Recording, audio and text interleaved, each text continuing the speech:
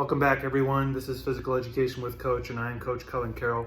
We're going to revisit the topic of upper body strength and endurance because for most of you, you probably left the last video thinking, oh my gosh, I have to be able to do push-ups to pass this class.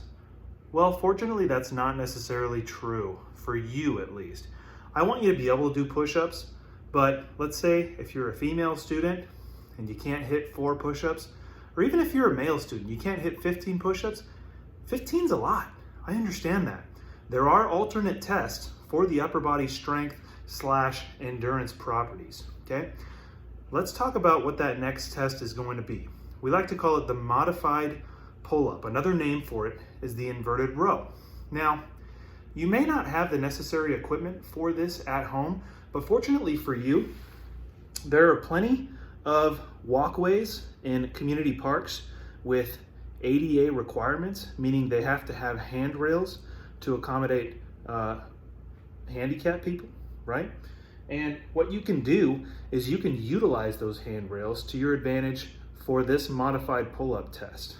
Now, again, I realize not everybody has a setup like I have here.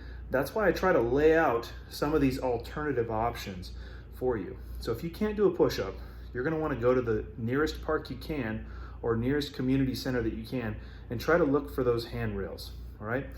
The next thing you're gonna do is you're gonna lay under that handrail to make sure that you can clear it if your body is nice and straight. Imagine you're doing the same position as a push-up, but instead of pushing against the ground, now you're falling away from the ground. In this case, the ground would be the bar, that's our stable surface. And you're still trying to have the hands right under the shoulders, and you're trying to keep that body flat like a plank. Now let's take a look at what that is gonna look like. So you're gonna wanna sit under the bar here. Usually, you can reach up right to where your shoulder position is, grasp that bar,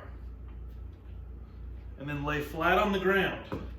Now straighten your whole body out, and try to get your chest under that bar, and then you're gonna pick your butt up off the ground so that your body's straight. You'll see now there's some clearance under my body.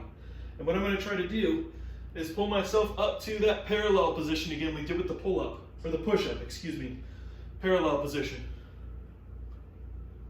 And you're gonna try again to do as many as you can. Now, similar to the push-up, there's a couple errors that we have to talk about. And it's the same rule here. If you get 2 errors, your test is over. The other way the test can be over is if you simply just can't do any more repetitions. And that happens in most cases.